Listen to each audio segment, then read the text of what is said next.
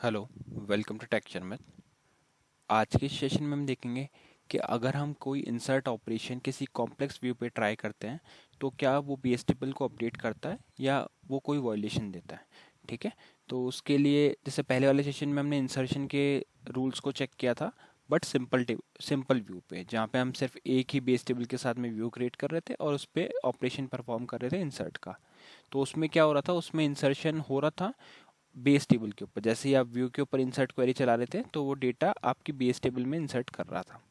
ठीक है, तो अब देखते हैं कि कॉम्प्लेक्स व्यू के अंदर क्या होगा इसमें। ठीक है, तो मैं पहले आपको कुछ क्वेरीज दिखाऊंगा जो मैं ऑलरेडी एग्जीक्यूट कर चुका हूँ और उन्हीं के बेसिस पे हम ये ऑपरेशन परफॉर्म करेंगे। तो पहले मैंने क्या किया, एक टेबल बनाया है एम्प्लॉय नेम से, ईएमपी नेम से, जिसमें एम्प्लॉय आईडी है प्राइमरी की, एम्प्लॉय नेम है वेरकेयर 50, डिपार्टमेंट आईडी है इंटीजर। ठीक है, ये था हमारा पहला टेबल, पहली बेस टेबल। दूसरी बेस टेबल मैंने बनाई डीईपीटी नेम से, जो है डिपार्टमेंट की डिटेल को स्टोर करने के लिए। यहाँ पे पहला है DEPT ID, department ID, department name. तो ये था हमारा सेकंड बेस टेबल। अब दोनों बेस टेबल बनने के बाद में हमने क्या किया, एक व्यू क्रिएट किया। तो व्यू क्रिएट करने के लिए मैंने जो क्वेरी रन की है वो ये वाली क्वेरी है, create view EMP DEPT as select E from EMP ID, EMP ID from E dot EMP name, E dot depth ID, D dot depth name. तो ये क्या है, ये बता रहा है कि एम्प्लॉय आईडी, इसमें हमने एलियास क्या यूज़ किया हुआ है, ई। तो एम्प्लॉय आईडी, एम्प्लॉय टेबल के एम्प्लॉय आईडी को फैच करना है, एम्प्लॉय नेम को और डिपार्टमेंट आईडी को। यहाँ पे हमने किया डी डॉट डेप्थ नेम। तो इसका मीनिंग क्या है कि डिपार्टमेंट टेबल की डिपार्टमेंट नेम को हमें फैच करना है। तो ये कॉम्प्लेक्स व्यू हम ऑलरेडी कवर कर चुके हैं पहले वाले सेशंस में, जहाँ पे हमने पूरा इसको डिटेल में समझा था कि कैसे कॉम्प्लेक्स व्यू होता है, क्या डिफरेंस होता है सिंपल कॉम्प्लेक्स में। अभी जस्ट हम इंसर्शन के लिए बात कर रहे हैं, तो उसके लिए मैंने ये एक व्यू क्रिएट करा इस सेम क्वेरी से। व्यू बन गया। अब हम देखते हैं कि इंसर्शन इस पे परफॉर्म हो पाता है क्या। तो उसके लिए मैं क्या कर रहा हूँ, पहले मैं आपको व्यू का डेटा दिखाऊंगा, ये वाली क्वेरी रिट्रीव करके। यहाँ हम कर रहे हैं select start from E M P D E P T. तो ये व्यू है, एंटर हमने किया। तो यहाँ पे 5 तक के रिकॉर्ड ये शो कर रहा है। ठीक है, डिपार्टमेंट नेम तक। अब हम इस पे इंसर्ट क्वेरी चला के देखते हैं। तो insert into E M P D E P T. ठीक है, इस पे करते हैं F4, एंटर। तो यहाँ पे ये कॉलम्स के लिए हमारे को इनपुट फील्ड मिल रहा है। तो यहाँ पे मैंने जैसे मान लीजिए मैंने डाल दिया यहाँ पे 700, एम्प्लॉय नेम डाला ई एम पी 700। ठीक है, डिपार्टमेंट आईडी मैंने डाल दिया 700, डिपार्टमेंट नेम डाल दिया नॉन आईटी या अकाउंट्स। ठीक है, अकाउंट्स हमने यहाँ पे डाल दिया। अब यहाँ पे मैं जैसे ही एंटर हिट कर रहा हूँ तो यहाँ पे क्या मैसेज मिल रहा है, insert into Sharmit one slash M P depth this. ये क्वेरी आ गया, व्यू इंडेक्स और table M P T in Sharmit one read only. तो इसका मतलब क्या है कि ये सिर्फ रीड ओनली व्यू है। अब इसको अगर आप F1 करोगे तो आपको और डिटेल मिलेगी। यहाँ पे क्या आ रहा है, update delete insert merge and truncate is not allowed. तो ये बता रहा है नॉट अलाउड है इस पे। On EMP depth in Sharmit one can be used only for read operations. ठीक है, तो जब भी आप कॉम्प्लेक्स व्यू यूज कर रहे हो तो वहाँ पे आप इंसर्शन वगैरह परफॉर्म नहीं कर सकते, आप सिर्फ उसमें रीड ओनली मोड पे उसको रीड कर सकते हो।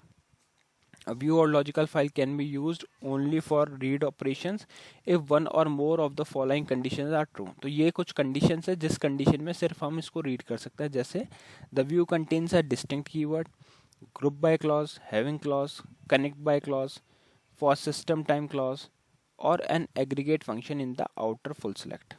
तो एक तो रीज़न ये है। दूसरा है द व्यू और logical file reference more than one table. तो अभी हमने ये वाला ही किया हुआ है, मोर देन टेबल को हम कनेक्ट कर रहे हैं in the outer full select. Third reason है the view contains a sub query that refers to the same table as the table of the outer full select. A view of this type may be use for inserting rows. ठीक है, फिर ये है एक reason, the view contains union except intersect in outer full select. All the columns of the view are expressions, constants and special registers. All the columns of the logical file are input only.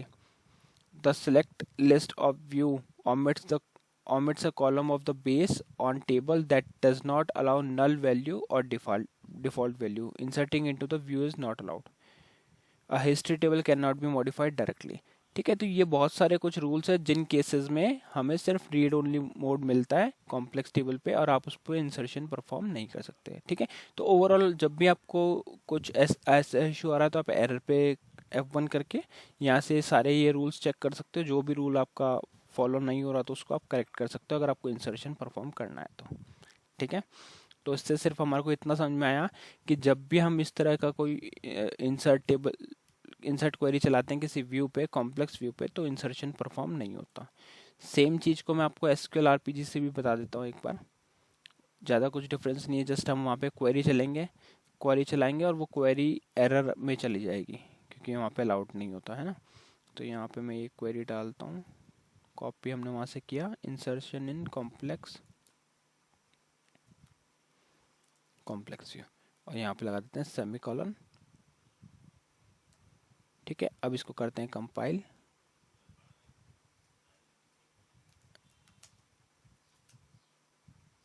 Okay, इसमें कुछ issue आ रहा है, check करते हैं क्या issue. पहले इसको directly देख लेते हैं, फिर इसकी स्पूल फाइल चेक करेंगे अपन समझने के लिए। यहाँ पे हमने एग्जैक एसक्यूएल दिया है।